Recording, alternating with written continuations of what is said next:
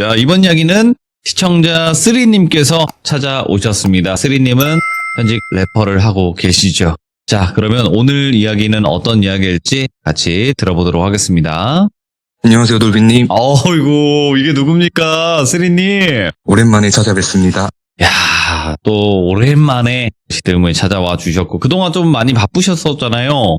예, 뭐 일 때문에 바쁘기도 했었고 네네. 원래는 조금 더 빨리 찾아뵙고 싶었는데 좀 네. 개인적인 일도 있고 해서 좀 늦게나마 이렇게 다시 찾아뵙게 됐습니다. 너무 감사합니다. 그리고 이제 포켓몬 마스터 이야기를 끝으로 이렇게 또 다시 찾아와 주셨는데 오늘 이야기는 귀신 쪽에 관련된 이야기가 될까요? 아니면 사람이 무서운 이야기가 될까요? 오늘은 오랜만에 귀신 이야기를 들려드릴 것 좋습니다. 같고요. 네. 제가 겪은 이야기는 아니고 제가 아는 지인이 겪은 이야기를 한번 전달 드려볼게요. 알겠습니다. 그러면 바로 출발을 해보도록 하겠습니다. 렛츠고!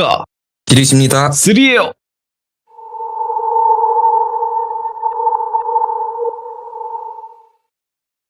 이 사연의 주인공을 비니라고 지칭할게요. 한여름에도 반팔에 비니 모자를 쓰고 다니는 되게 멋쟁이 친구인데 한여름에 이게 중요한 예, 거죠? 한여름에 이제 반팔에 비니 모자를 늘 쓰고 다녀요. 이 비니를 처음 알게 됐던 거는 2020년도였어요. 당시에는 제가 잠깐 동안 이제 랩 레슨이라는 걸 진행하던 시기였어요. 가수들이 보컬 트레이닝 수업을 지도하는 것처럼 래퍼들도 랩 레슨을 진행하는 게 많이 보편화되어 있어요. 그럼요. 중요하죠. 예, 그래서 이 시기에 저는 당시에 19살이었던 비니랑 사제지간으로 처음 인연을 맺게 됐어요. 그래서 보통 랩 레슨이라고 하면 귀족분들께서는 래퍼를 직업으로 삼으려는 지망생들이 대부분일 거다 생각이 드실 텐데 네. 이때 다양한 분들이 저한테 레슨을 받으셨거든요. 예? 물론 저는 지금은 일절 레슨을 하고 있진 않고요. 당시 제가 코칭했던 레슨생들을 합치면 한 30명 정도 될 텐데 그중엔 취미로만 즐기는 직장인도 계셨고 학교 수업 준비 때문에 찾아오신 중학교 선생님도 계셨고 예. 입시반 학생들도 당연히 많았고 또 예전에 인기였던 그 슬기로운 의사분들 나오는 드라마 있었잖아요. 네. 거기 남자 주인공 아들로 출연했던 아역 배우도 이제 레슨을 제가 했었고 예. 뭐 프로듀스랑 고등 래퍼 같은 오디션 프로에 나와서 데뷔한 친구도 있고 현재 에스파나 유명 아이돌 안무가로 활동 중인 친구도 있었어요. 예. 또 그 수험생이었는데 그 경찰서장 아드님이 래퍼가 되고 싶다고 저한테 찾아와서 괜히 잘못한 것도 없는데 긴장하면서 레슨을 했던 적도 있었고 서장 아드님이시니까. 예, 경찰서장 아드님이셔가지고 이렇게 많은 분들을 짧은 시간 동안 만나게 되니까 지금은 이름이나 얼굴도 사실 기억에 남지 않은 분들이 대다수죠. 그 많은 분들 중에 이제 가장 기억에 남았던 친구가 바로 주인공인 비니였어요. 비니, 예. 왜냐면 음악이라는 건 물론 노력도 중요하지만 노력으로는 따라잡을 수 없는 재능의 영역이 분명 존재하거든요. 무조건이죠. 네. 돌비님께서도 댄스에 천부적인 재능을 갖고 계신 것처럼 저는 이거는 타고난 거죠. 예. 예, 그렇죠. 타고난 비니도 랩에 있어서는 정말 타고난 동물적인 감각을 갖고 있었어요. 예. 그리고 첫 만남 때가 선명히 기억이 나는데 그때 비니 모자를 쓰고 이제 회색 후드티를 얼굴에 뒤집어 쓰고 왔는데도 얼굴에서 정말 빛이 뿜어져 나왔어요. 키도 한 180에 모델 같은 체형에다가 얼굴이 진짜 아이돌같이 생겼어요. 화장은커녕 로션도 안 바르고 왔는데 피부도 애가 너무 좋고 묘한 퇴폐미 같은 게 느껴지더라고요. 예. 그래서 제가 속으로 얘는 진짜 랩만 잘하면 래퍼로 무조건 성공하겠다. 꼭 래퍼가 아니더라도 아이돌을 해도 괜찮을 것 같은데 그 생각을 했던 기억이 있어요. 그래서 보통 첫 수업 때는 커리큘럼을 정해야 되니까 이 학생이랑 1시간 정도 이야기를 깊게 나눠요. 또 비니랑 첫 수업 때 이야기를 나눠보니까 네. 자기는 미국에서 9년 정도 학창시절을 보내다가 19살 겨울에 얼마 전에 한국으로 다시 들어왔다는 거예요. 그래서 미국에 있었으면 외국인 친구들이랑 랩도 많이 해봤겠다. 한국에는 대학 진학 때문에 들어온 거냐? 물어보니까 저 힙합을 가장 좋아하고 친구들이랑 장난삼아서 프리스타일 랩을 해본 거 말고는 제대로 랩을 해봤거나 가사를 써본 적은 아직 없다. 대학은 갈 생각은 없고 랩을 배워서 한국에서 래퍼가 되고 싶어서 찾아왔다 하더라고요. 그래서 일단 현재 상태를 먼저 진단해봐야 되니까 준비해온 랩이 있으면 편하게 한번 들려줘봐라 했더니 준비해온 비트를 틀고 자신있게 랩을 들려주더라고요. 이때 저는 저에 대한 확신과 흥분감에 가득 찼었죠. 다듬어지지 않은 원석을 발견해버린 거예요. 조금 서툴긴 해도 본인만의 참신한 표현법을 갖고 있었고 그 교포들만이 내뱉는 그 특유의 발음이랑 랩할 때 제스처도 진짜 멋있었거든요. 그래서 이때부터는 수업 때마다 하나를 알려주면 열을 알아듣고 애가 일취월장하는 거예요. 그래서 한 레슨이 2달 정도 진행이 되니까 이제는 제가 가르칠 게 별로 없더라고요. 그래서 본인이 곡을 만드는 거를 그냥 옆에서 조금 도와주는 정도? 그래서 제가 야 비니야 너는 무조건 그 고등 래퍼나 쇼미더 나가야 된다. 또 나가면 무조건 뜬다. 용기를 북돋아주면서 이제 랩하는 오디션 영상도 하나 찍어서 기획사들에도 한번 보내보자. 옆에서 비니를 계속 꼬셨죠. 근데 당시에 비니는 이상하리만큼 제 추천과 격려에도 되게 우물쭈물하면서 아 나중에 하면 안 될까요? 라고 소극적인 모습을 보였어요. 지금은 비니가 이때 왜 그랬는지 제가 이유를 알게 됐지만 당시에는 얘가 그냥 자신감이 없어서 소극적인가 보다. 자신감을 옆에서 심어줘야겠다라고 생각을 했었어요. 그러다 비니가 레슨을 그만두게 되는 사건이 발생했어요. 당시 제가 알던 분 중에 그 아마추어나 연습생들을 상대로 이제 그 공연을 기획하는 분이 계셨어요. 좋은 기회가 있어서 무대 경험도 쌓게 할 겸 비니를 그 공연 라인업에 추천하게 된 거죠. 그래서 비니의 래퍼로서의 첫 무대가 성사된 건데 그러다 보니까 공연 때 비니가 준비도 되게 열심히 했고 본인 자작곡 2곡을 부르게 됐어요. 저도 이날 응원하러 공연을 보러 갔었거든요. 신촌 쪽에 있는 지하 공연장이었는데 비니가 긴장을 하긴 했어도 첫 곡은 문제없이 잘 부르더니 2번째 곡을 부르던 와중에 갑자기 헉 하더니 가슴을 부여잡고 무대에서 주저앉아버린 거예요. 난리가 났죠. 그래서 공연을 중단하고 제가 정신 좀 차리고 진정된 다음에 병원으로 이송해갔고 나중에 들어보니까 과호흡이 발생해서 호흡곤란이 왔었다고 하더라고요. 그래서 천만다행이다. 잘 쉬고 회복되면 연락을 줘라 하고서는 그 무대 이후로 비니가 저한테 쌤 죄송한데 당분간은 좀 휴식을 취해야 될 것 같다. 회복하면 꼭 다시 연락드리겠다고 너무 감사했다고 이 이야기를 하고 이렇게 비니의 레슨이 아쉽게 마무리가 됐었거든요. 제가 최근에 이제 이 비니를 가로수길 수제버거집에 갔다가 거기서 몇 년 만에 우연히 만났던 거예요. 그래서 그때 이제 이야기를 물어봤을 때 들었던 이제 본인이 보고 겪은 몇 가지 일화들을 순차적으로 제가 들은 그대로 한번 말씀드려볼게요. 비니의 첫 기억은 6살 때였다고 해요. 당시 김포 쪽에 살았었고 집 앞 유치원을 다녔는데 어느 날 낮에 유치원을 마치고 엄마 손을 잡고 집에 가는데 그 집 앞에 가까워지니까 살던 빌라에서 귀가 찢어질 듯한 소리가 들리더래요. 그래서 북이랑 꽹과리 같은 걸 치는 처음 들어보는 시끄러운 소리가 들리면서 너무 어지러웠다는 거예요. 그래서 뭐지? 하고 위를 올려다 보니까 그 본인이 살던 3층에서 그 시끄러운 소리가 들려왔다는 거죠. 그래서 엄마한테 엄마 저기 우리 집에서 시끄러운 소리 난다고 무섭다고 이야기를 하니까 엄마가 비니한테 지금 집에 엄마랑 친한 할머니가 손님으로 와 계신다. 가서 인사드리자 해서 집 안으로 들어갔는데 처음 보는 무섭게 생긴 흰 고깔 모자 같은 걸 쓴 할머니가 본인을 빤히 노려보더래요.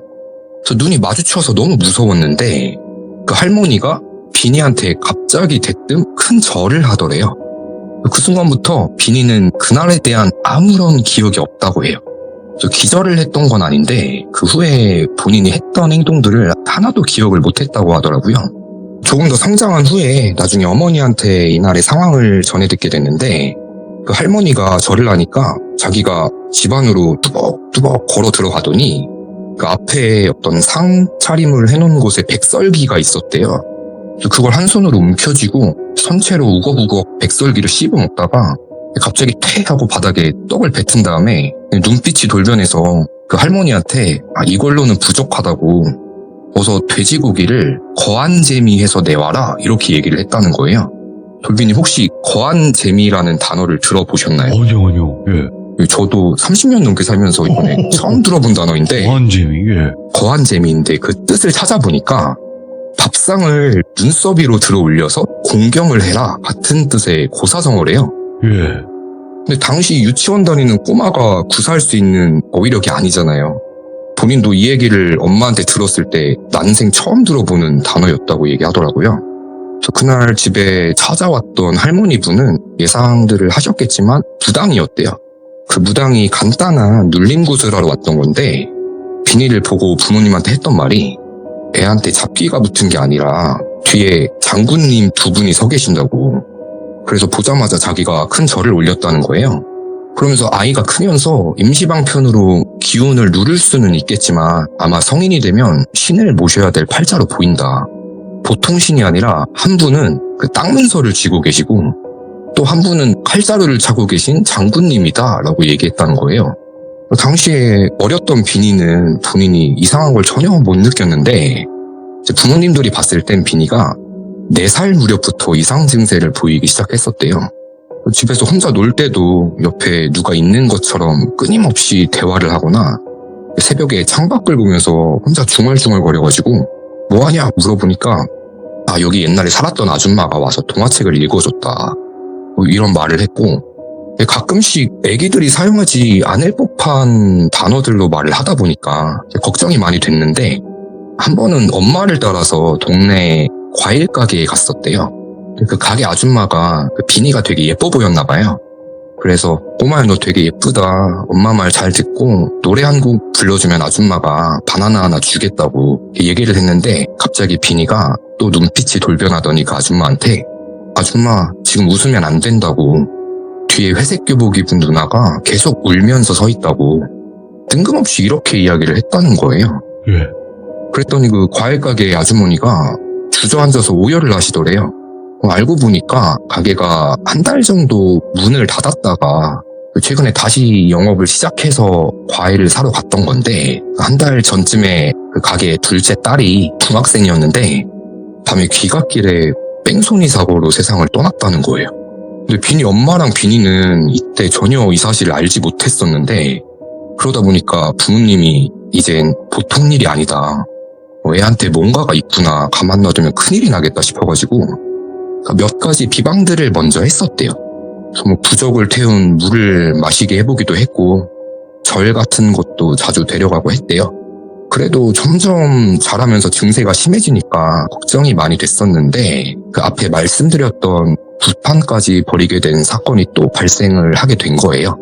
비니가 유치원에서 갖고 놀던 퍼즐이 바닥에 떨어져서 그걸 주우려고 테이블 밑으로 기어 들어갔는데 네. 바로 앞에 어떤 똑같이 엎드려 있던 여자아이랑 눈이 마주쳤대요. 근데 그 여자아이가 쉿 하고 손가락을 입술에 갖다 대더니 본인 볼에 쭉 하고 입맞춤을 했대요. 그래서 이날 이후로 어떻게 보면 순수한 마음의 첫사랑이 시작된 거죠. 예. 그래서 매일 유치원에 가면 뭐 다른 친구들이랑은 말도 잘 안 하고 이 여자애랑만 친하게 지냈었대요.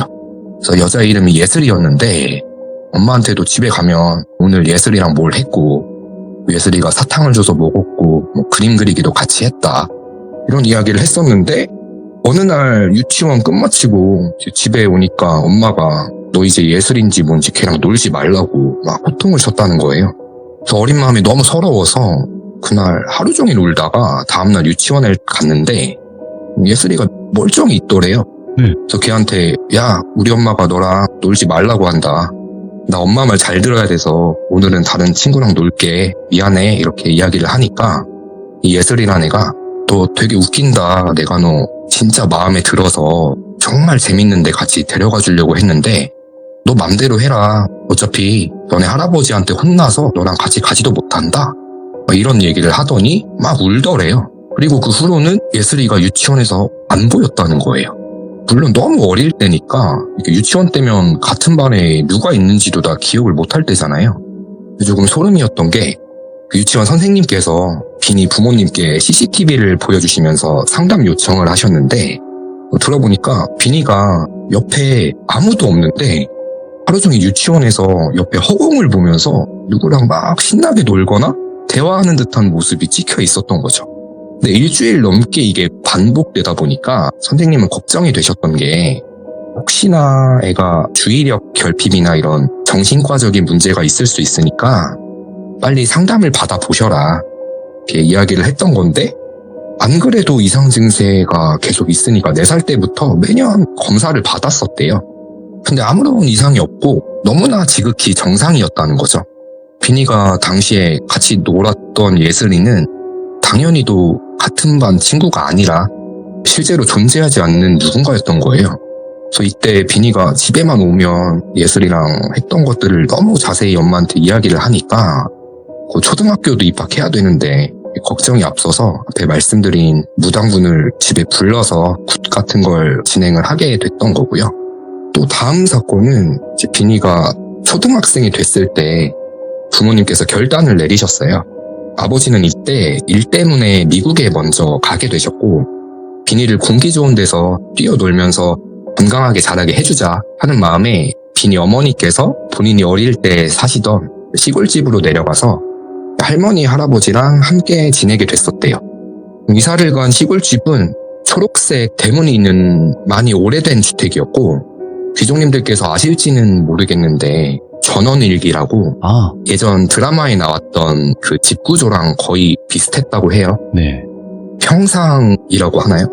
마당에 앉는 공간도 있었고 마당에 수도꼭지 같은 게 있어서 물도 바가지에 받아서 거기서 간단히 씻기도 하고 그런 집이었대요. 완전 시골집이죠. 예. 예, 완전 시골집인데 그 집으로 이사를 가고 한동안은 굿을 해서인지 별 문제가 없었는데 이 당시에 비니의 취미생활이 뭐였냐면 아침 일찍 일어나서 어머니는 부엌에서 요리를 하시고 비니는 마당에 있는 수도꼭지에서 세숫대야에 물을 직접 받아서 할아버지가 주무시는 방 앞쪽에 놔드리는 거였어요.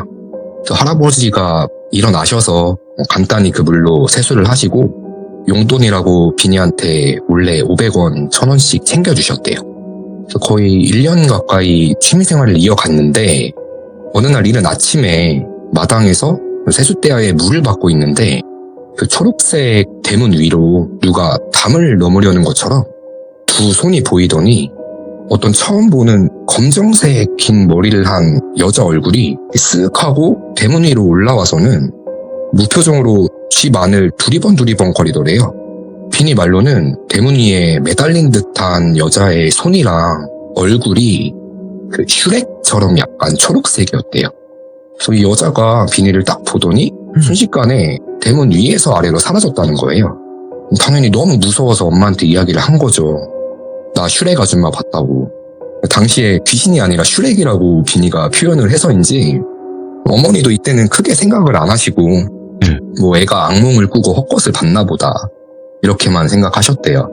근데 그 여자를 처음 본 후부터 아침에 세숫대야에 물을 받을 때마다 그전까지는 한 번도 그런 적이 없었는데 물 색깔이 점점 뿌옇게 탁해지더래요. 예? 처음에는 투명하던 물이 시간이 하루씩 지나면서 세제를 푼 물처럼 점점 더 뿌옇게 변하더니 어느 날은 아예 못 쓰는 석회물처럼 탁한 물로 색이 변하더래요. 그래서 할아버지한테 할아버지 물 색깔이 이상해요. 수도가 고장난 것 같아요. 얘기를 했더니 웃으시면서 물 색깔이 뭐가 이상하냐고 괜찮다고 너도 얼른 씻고 학교 갈 준비해라 하시면서 머리를 쓰다듬어 주셨대요. 근데 매번 마당에서 물을 받을 때마다 그 대문 위로 빼꼼히 집 안을 내려다보고 있는 그 여자를 계속 마주쳤다는 거예요. 늘 문을 두들기거나 뭐 말을 걸거나 하지는 않고 그냥 매일 무표정으로 쳐다만 보더래요. 처음엔 이 아줌마가 무서웠는데 자주 보이니까 어린 마음에 애기들은 누가 쳐다보고 있으면 칭찬받고 싶어서 더 열심히 하는 경향이 있잖아요. 그리고 보이는 얼굴 색깔이 다르다 보니까 어디 아픈 아줌마 같아서 조금 불쌍한 생각이 들었대요. 매일 점점 더 물이 뿌옇게 변해가던 와중에 어느 날은 아침에 세숫대야를 바닥에 두고 수도꼭지를 돌렸는데 비니 말로는 먹물 있죠. 이제는 탁한 정도가 아니라 새까만 먹물이 콸콸콸 하고 쏟아져 나왔다는 거예요. 너무 놀라고 무서워서 내가 초등학생이니까 울음이 터진 거예요. 그래서 마당에서 엉엉 울면서 또 그 대문 위에 얼굴만 내민 아줌마가 보이니까 그 아줌마를 쳐다보면서 소리내서 울었는데 그 아줌마는 여전히 가만히 무표정으로 쳐다만 보고 있었대요. 근데 비니가 막 우니까 가족들이 다 놀라서 마당으로 나온 거죠. 그래서 비니가 할아버지한테 세숫대야를 가리키면서 할아버지 지금 새까만 물이 막 쏟아져 나왔다고, 이 물로 씻으시면 안 된다고, 내가 그냥 버리겠다고 이렇게 이야기를 하면서 대야를 들려고 하니까 할아버지께서 뭔가를 느끼셨나 봐요. 그래서 아니라고, 너 만지지 말라고, 몸에 물 안 튀게 조심하라고 하시더래요. 그래서 비니 어머니도 보시더니 이게 무슨 먹물이냐고, 이상 없는 투명한 물이고 대문 밖에 아무도 없다고, 걱정 말라고 비니를 다독여서 진정시켜주셨고, 할아버지께서 고맙다 비니야 웃으시면서 그 물을 받은 세숫대야로 평소처럼 씻으셨대요. 그러고는 다음날 밤에 건강하시던 할아버지께서 주무시다가 돌아가셨어요. 그래서 할아버지가 돌아가시고 난 후로는 그 대문 위로 얼굴만 보이던 아줌마가 찾아오는 일이 없었다고 해요. 그래서 비니가 크고 나서 이때를 회상해보니까 무서웠던 게, 우선 물 색깔이 탁해지다가 검정색으로 보였던 거, 아마도 그 죽음이 가까워진 걸 본인이 봤던 게 아닌가. 그래서 할아버지께서도 이제 그걸 느끼시고 비니한테 나쁜 기운이 붙지 않도록 본인이 그냥 그 물로 씻으셨던 것 같다고. 그리고 그 대문 위에 얼굴만 내민 여자는 생각해보면 이상한 게, 키가 농구 선수처럼 큰 게 아닌 이상은 대문 위로 사람 얼굴이 보일 수가 없었다는 거예요. 후에 다른 일 때문에 어머니 따라서 당치배를 갔다가 이야기를 했더니 그 무당분이 하시는 말이, 저승사자였는지 아니면 근처에 떠돌던 영가가 죽음의 기운이 느껴져서 집을 기웃거린 건지는 알 순 없지만 확실한 거는 그 장군님이 안에 계셔서 집 안까지는 못 들어오고 밖에 서서 구경만 한 거라고, 이런 이야기를 들었대요. 되게 웃긴 게, 이때 이 무당분도 비니를 딱 처음 보자마자 하신 말이 장군님 오셨다고, 이런 말을 또 했다는 거예요. 그리고 그 대문 위에 여자가 피부가 약간 초록색에 가깝게 보였다고 했잖아요. 슈렉처럼 완전 녹색은 아니고 약간 황달기가 있는 초록색으로 보였던 게 확실히 기억이 나는데, 비니가 성장하면서 알게 된 게 본인이 색약이래요. 그러니까 어릴 때는 이걸 몰랐던 거죠. 그러니까 정록색약이랬나? 자기가 빨간색을 잘 인식을 못한대요. 근데 대문이 하필 초록색이었다 보니까 그 여자도 비슷한 색으로 보였던 건데, 돌이켜보면 아마도 그 얼굴이랑 손이랑 전부 빨간 피칠갑을 하고 있던 여자를 본인이 봤던 게 아닐까라고 저한테 이야기해 주더라고요. 그래서 초록색으로 봤구나. 예, 그랬던 것 같아요. 오. 제가 비니한테 들었던 자잘한 이야기들이 되게 많아요. 그 중에 몇 가지만 추려서 귀족분들께 말씀을 드리고 있거든요. 하나 더 말씀드려보자면, 비니가 너무 어릴 때부터 이 신기가 잘 눌러지지 않다 보니까 좋은 기회에 아버지를 따라서 가족 모두가 미국으로 건너가게 됐던 거예요. 유학을 가서부터는 중학교 때까진 별 일이 없었대요. 그러다 고등학생이 되면서부터 어떤 증상이 발현된 거예요. 당시 친하게 어울리던 무리 중에 한국인 친구들이 많았대요. 그 중에 절친까지는 아니어도 같이 자주 어울리던 친구가 한 명 있었는데, 이 친구를 포함해서 우리들끼리 모여서 이야기를 하고 있었대요. 그때 갑자기 이 친구 얼굴이 TV 프로그램이 다 끝나면 삐 하면서 화면 조정 시간에 나오는 알록달록한 색깔 있죠. 네. 그것처럼 치직거리면서 말하는 친구 목소리는 들리는데, 얼굴이 게임 캐릭터가 렉이 걸려서 픽셀이 깨지는 것처럼 눈, 코, 입이 사라지고 알록달록한 화면처럼 바뀌었다가 다시 친구 얼굴이 보였다가, 이게 말로는 표현이 어려운데 얼굴이 그렇게 깨진 디지털 화면을 보는 것처럼 보였다는 거예요. 처음 겪었던 일이라 눈에 이상이 생겼나 생각하려고 해도 또 옆에 다른 친구들은 멀쩡하게 보였었고, 이 친구만 얼굴이 계속 그렇게 바뀌어서 보였다는 거예요. 저 이날 이후로 계속 그 친구는 얼굴이 깨진 디지털 화면처럼 보였었대요.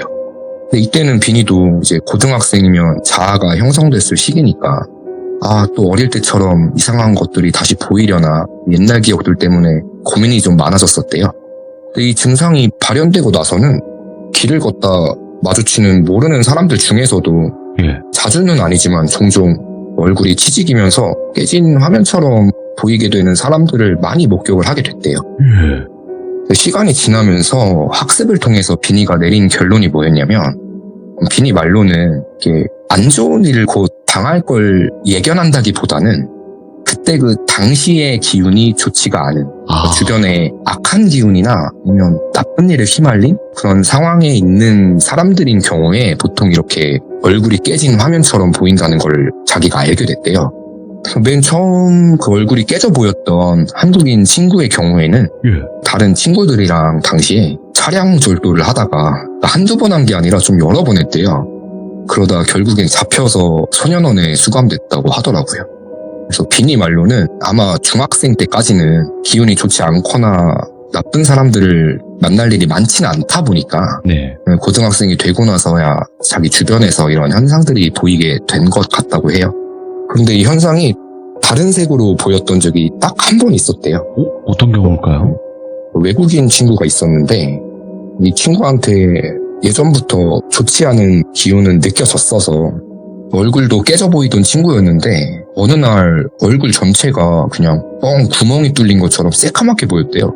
이런 적은 아직까지도 이때가 유일했다는데 이 친구는 진통제 계열에 하면 안 되는 약에 중독이 되어 있었던 거죠. 성인이 되기 전에 세상을 떠났는데 사망하기 얼마 전부터 그 친구 얼굴이 그냥 새까만 구멍으로 치직거리면서 박혀서 보였다는 거예요. 비니 말로는 당시 얘는 진짜 영혼이라는 게 느껴지지 않았고 보이는 그대로 블랙홀 같은 구멍이 얼굴에 뚫려 있었대요. 이렇게 기운이 좋지 않은 사람들 얼굴이 깨져 보이는 현상이 현재에도 계속되는데 네. 자기가 유학 때 가장 무서웠던 적이 언제였냐면 고등학생 때 차로 30분 정도 되는 지역에서 되게 유명한 가수들이 많이 나오는 페스티벌이 열려서 친구들이랑 부푼 마음으로 그 공연을 보러 갔었대요. 그래서 야외에 무대가 설치돼서 진행되는 엄청 큰 규모의 공연이었고 해가 밝을 때였는데 몇천 명이 따닥따닥 붙어서 모여 있었겠죠. 맨 앞에 무대 위에 가수도 보이고 자기 앞쪽에 수많은 사람들의 뒷모습도 보였을 거 아니에요. 사람들이 전부 투처핸즈업을 하거나 폰을 들어서 촬영을 하고 있었겠죠. 근데 정말 거짓 하나 없이 그 앞에 보이는 수많은 뒤통수들 중에 군데군데에서 열에 둘셋 정도씩 앞모습이 아니라 색깔은 안 보였는데 뒤통수가 TV 화면이 지지기는 것처럼 동시에 관중석 군데군데에서 100명 넘는 사람들의 뒤통수가 화면이 깨지는 것처럼 보였다는 거예요. 그래서 자기가 이때 마치 그 전쟁터에 서 있는 쫄병이고 꼼짝 못하는 상태에서 하늘에서 화살이 막 비처럼 쏟아지는 것 같은 그런 공포감을 느꼈었다고 했어요. 또 그날 유달리 기운이 좋지 않은 사람들이 관중에 많이 섞여 있던 건지 이유는 모르겠는데 눈에 보이는 귀신을 본 경험보다 이때의 경험이 살면서 가장 무서웠다고 해요. 제가 사연 초반에 비니가 첫 공연 무대를 하다가 과호흡으로 쓰러지고 레슨을 그만두게 됐었다고 말씀드렸잖아요. 이때가 비니가 이제 막 20살이 되기 직전이었다 보니까 한국에 들어와서는 클럽 같은 곳을 이때 처음 가봤던 거예요. 게다가 지하에 있는 공간이다 보니까 좀 안 좋은 기운이 많이 느껴졌는데 무대 위에 처음 오르기도 했고 수십 명의 얼굴들이 본인만 쳐다보고 있으니까 긴장도 됐는데 그중에 군데군데 한두 명의 얼굴이 또 치직거리면서 화면이 깨진 것처럼 보이니까 얘가 거기서 과호흡이 와버렸던 거예요. 레슨 때 제가 이것저것 해보자고 비니를 꼬셔도 비니 입장에서는 당연히 이런 이유 때문에 사람이 많이 모이는 공연장이나 오디션장 같은 곳을 갈 용기가 나질 않은 거죠. 또 군데군데 사람들 수많은 얼굴이 동시에 깨진 듯이 보일까봐 그게 무서웠다고 이야기를 해주더라고요. 그래서 제가 너 그러면 힙합도 좋아하고 노는 것도 좋아하는데 클럽 같은 곳은 안 다니냐 물어봤더니 자기는 지하에 있는 클럽은 아예 갈 생각조차를 안 한대요. 그냥 1층에 있는 야장처럼 문을 다 개방하고 노는 클럽 같은 바라던가 아니면 지상층에 있는 펍들만 요새는 음악들로 놀러 다닌대요. 네. 그리고 어딘지는 말씀은 못 드리는데 요새 조금 핫한 클럽이 한 군데 있어요. 근데 비니 말로는 거기는 1층 입구에서부터 난생 처음 느껴보는 심상치 않은 안 좋은 기운이 느껴진다고 했거든요. 거기가 한 블락에 여러 클럽들이 모여있는 곳인데 네. 유독 그 한 곳에서만 그런 기운을 느꼈대요. 예. 그래서 거기는 입구에 서 있는 가드들부터 얼굴이 그냥 전부 다 깨져 보인대요. 그래서 저도 자주 놀러 가던 곳인데 그래서 이제 거긴 안 가려고요. 아니 어딘지 얘기를 해줘요 이럴 거 아니에요 사람들은. 근데 얘기하면 또 거기서 연락이 올 거 아니겠습니까? 그죠? 예. 그냥 안 가면 되죠 클럽을. 무서우면 안 가면 되고 아니 나는 노는 게 맞습니다. 좋다 하면 가면 되는 거고. 지당하신 말씀입니다. 예. 그래서 비니는 진짜 제가 소속사 사장이면 예. 키워보고 싶을 정도로 랩을 정말 현역들보다 더 맛깔나게 잘하는 친구인데 갖고 태어난 신기를 누르면서 계속 살아야 되는 상황이라 몇 년 전에 레슨 받는 학생일 때는 이런 얘기를 선생님이 저한테 할 일이 없었잖아요. 예. 그래서 몰랐던 건데 최근에 제 형 동생으로 다시 연락을 이어가다 보니까 비니가 제가 공포라디오 참여하는 걸 알게 되다 보니 예. 본인의 사연을 들려줬어서 들었던 내용 그대로를 제가 귀족님들께 한번 대신 들려드려 봤습니다. 그러면 그 비니님의 이야기가 아직 안 하신 게 있는 거예요? 아니면 일단 다 하신 거예요? 되게 짧은 몇 가지 에피소드들은 몇 개가 더 있는데 다 설명해 주시면 되겠네요 그러면은. 한번 잘 살려보도록 하겠습니다. 아니면 아직 이야기 안 하셨던 부분도 있을 수 있으니까 이야기 하시기 편하다고 하시면 이야기 들어보시고 판단해서 이야기도 전달해 주시면 좋지 않을까 이런 생각이 듭니다. 네. 그리고 비니가 되게 신기했던 게 본인 집안에는 무속인이 한 분도 안 계셨대요. 이것도 신기했고 또 너무 신기했던 게 2달 전에 저희 할머니께서 돌아가셔서 장례를 치렀었거든요. 예. 그리고 나서 비니를 오랜만에 만나게 됐던 건데 얘가 먼저 이야기도 안 했는데 쌤 혹시 최근에 상복 입으셨냐고 이렇게 물어봐서 진짜 너무 놀랐었어요. 굉장히 진짜 세네요 그 기운이. 예, 성장하면서 이 그러니까요. 기운이 더 발현이 된 것 같아서 자기는 절대 신 안 받을 거고 올해 이제 군대 갈 예정이거든요. 다녀와서 음악 다시 열심히 할 거라고 이렇게 저한테 이야기를 해줬습니다. 어떤 선택을 하든 간에 무조건 응원합니다. 비니님의 그 길을. 저도 함께 응원해 주겠습니다. 아이고 너무너무 감사드리고요. 지금 아까 말씀하셨던 것처럼 아니 가족 중에 무당도 없고 그런데 어떻게 왜 나만 이런가 하는데 그게 좀 강신무 쪽이 좀 그런 경향이 없잖아요 있잖아요. 세습무가 아니라 강신무 맞습니다. 맞아요. 그냥 신이 꽂아버리는 거니까 어떻게 될지는 한번 더 지켜는 봐야 되겠죠. 예 맞습니다. 네. 진짜 쓰리님은 표현력 자체가 남달라요 그냥. 표현해 주셔서 감사합니다. 다시 한번 감사드리고요. 다음번에 또 다른 이야기로 찾아와 주세요. 네, 감사합니다. 네, 고맙습니다. 혹시 이야기 속 주인공이셨던 비니님께서 지금 방송을 보고 계셨거나 아니면 이 방송을 보실 때 드리고 싶은 말씀은요.